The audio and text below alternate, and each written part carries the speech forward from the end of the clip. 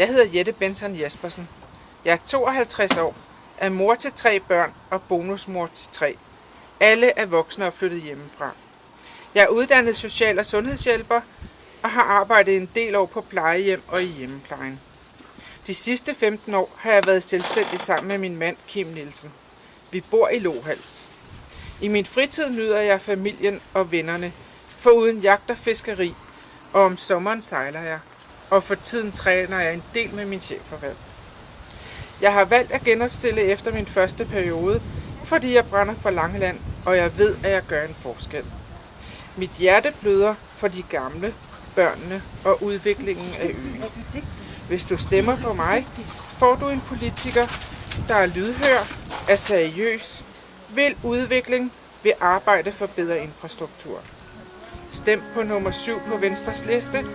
Stem på Jette Benson Jespersen.